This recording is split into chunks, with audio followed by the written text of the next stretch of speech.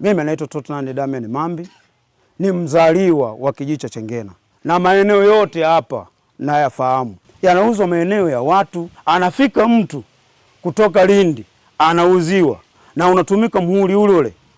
Sasa tunafika mahara tusomewe sasa idadi ya maeneo yaliuzwa, mapato yake sasa hakuna. Warobo mwezi wa 3 hamna, mwezi wa 6 hamna, warobo 3 hamna, mpaka wa mwaka hamna. Katika siku 3 tumegundua mambo mengi kwa kweli.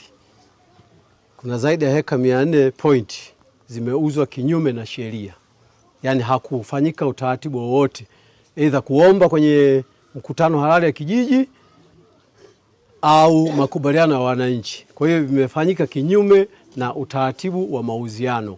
Karibia heka 400 na dokumenti tunazo, nadhani tulituma zingine kwenye ofisi yako. Mwenyekiti, wakati nimekuja mara ya mwisho wiki 2 zilizopita, kulikuwa na tuhuma za kwamba wewe unauzia watu kinyume na utaratibu. Ina maana maeneo mengi ya serikali ya kijiji yalikuwa yakiuzwa bila kushirikishwa wananchi, si ndio? Ndio. Sasa tulikuwa tunataka utusaidie ufafanuzi wa hilo jambo likoje?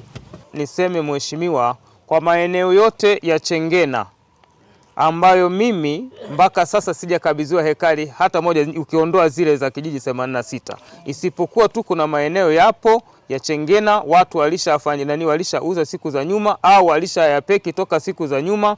Kwa hiyo biashara ambayo mimi naishuhudia nikiambiwa na mtendaji wangu ni baina ya biashara mtu na mtu.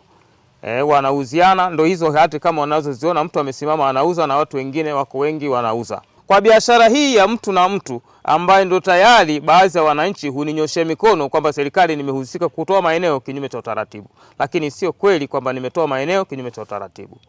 Kwa jina naitwa Tobias Eretelus Komba, ni mwenyekiti wa kitongoji cha Majimaji. Tulibishana kwa muda mrefu ndani zidi ya mwenyekiti wetu, lengo tuwekane usawa, lakini ilishindikana. Ikalazimika sasa tuuje kwa wananchi tukasemee kwa wananchi ili tuweze kupata msaada. Ndani tumeshindana.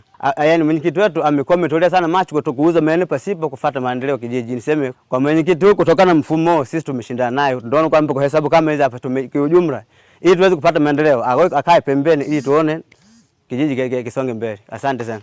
Kutokana na kutokuwa na imani na mwenyekiti wetu wa kijiji cha Chengena, tumeamua kumsimamisha na sheria nyingine zitachukua mkondo wake. Kwa hiyo sasa atakaimbwa na Tobias mpaka hapo taratibu zingine zitaendelea.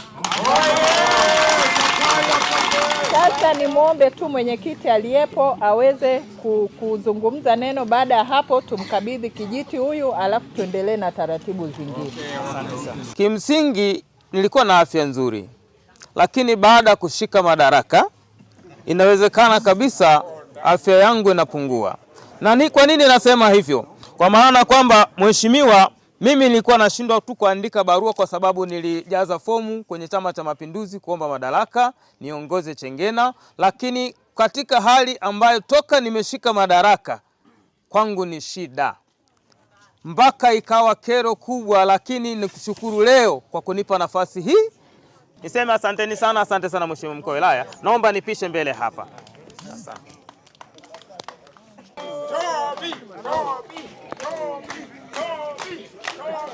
Mimi niombe tu ushirikiano, mumekabidhi kwa kijana, maana kuna wengine wanakofika wana mifumo fulani, baada ya kupatikana mwenyekiti huwa wanafika yaani kutaka kuwa karibu kwa niaba kwa kuhujumu kijiji. Nitakuwa kidogo tofauti kidogo katika hapo. Asanteni sana.